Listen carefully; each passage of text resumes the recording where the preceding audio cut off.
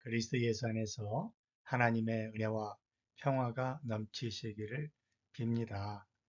우리가 요즘 일상이라는 말을 자주 쓰기도 하고 또 듣기도 합니다.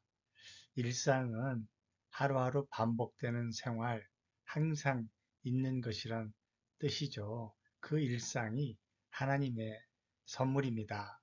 일용할 양식을 주시는 하나님께서 일일이 우리의 삶을 간섭하시고 도와주시고 인도하시는 하루는 하나님의 선물입니다. 그런데 그 일상이 거듭 반복되다 보니까 당연하게 여기게 됩니다.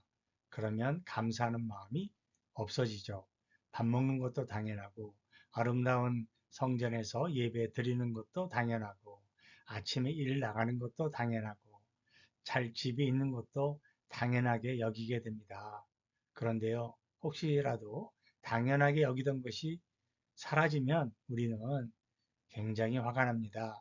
그리고 때로는 하나님을 향해서 원망하기도 하죠.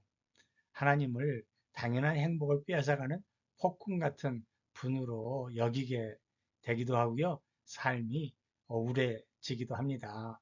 이스라엘 백성들이 광야에서 만나를 잘 먹고 하나님이 돌보셔서 배부르게 광야를 지나게 하시는데 울면서 나중에는 우리에게 고기를 주어 먹게 하시겠느냐라고 하나님을 원망하게 되는 것도 그 당연한 일상이 감사가 아니라 억울한 것으로 변했기 때문이죠. 호의가 계속되면 받는 사람은 권리인 줄 알게 됩니다. 그래서 100번 잘해주다가 한 번 또 배려를 안 해주면 금세 원수가 된다고 그러잖아요. 바로 그런 게 아니겠습니까? 사랑하는 성도 여러분, 우리의 사는 하루하루의 일상이 당연하게 여겨질 때 우리에게 사라지는 게 두 가지 있습니다. 하나는 감사, 그리고 기쁨이 없어집니다. 모든 것이 당연하기 때문에 새롭지가 않습니다. 그냥 지루하고 심심한 인생이 되어갑니다. 감탄도 나오지 않고요. 감동도 없습니다. 보기는 보아도 보지 못하는 인생이 되어갑니다. 고운이라는 시인이 쓴 그 꽃이란 아주 짧은 시가 있습니다. 내려올 때 보았네. 올라갈 때 못 본 그 꽃. 예, 자기 욕망에 사로잡혀서 목표를 향해 올라갈 때는 보이지 않았습니다. 모든 것이 당연한 것이고 없는 것을 내 힘으로 찾아보겠다, 얻어보겠다고 하는 올라감이 있을 때에는 꽃이 안 보였습니다. 그런데 내 힘으로 안 된다는 걸 깨닫게 되고 내려가는 길에 나의 연약함, 부족함을 깨닫게 되고 겸손해질 때 내 하루하루의 일상이 다시 새롭게 보이게 되는 겁니다. 이것이 감사입니다. 일상이 경외심과 함께 다가오는 거죠. 내려놓으니까 감사가 다시 살고 기쁨을 새롭게 알게 되고 체험받게 되는 겁니다.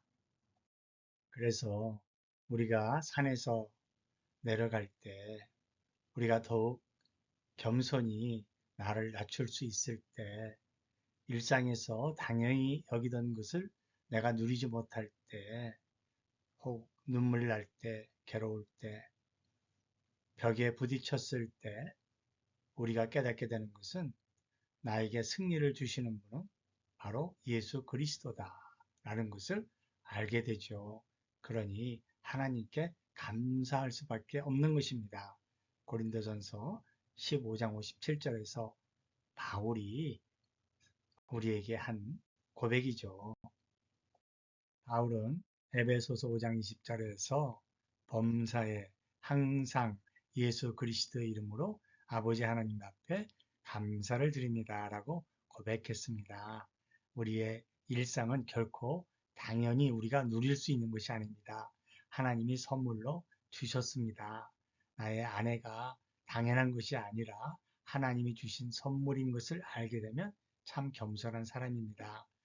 그래서 우리는 감사할 수밖에 없습니다. 기쁨이 넘칩니다. 나도 다른 사람에게 선물이 돼야 되겠다는 인생을 살고픈 마음이 든다면 이제 철이 든 거죠. 그게 바로 영성이 깊어진 것입니다. R은 새의 전체 세계입니다.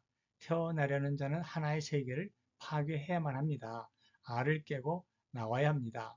어떤 새도 알 속에서는 하늘을 나는 법을 배울 수 없다.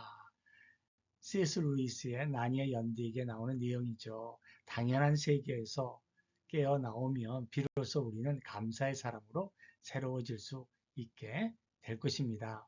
그러면 나는 하늘을 나는 인생이 분명히 될 줄로 믿습니다.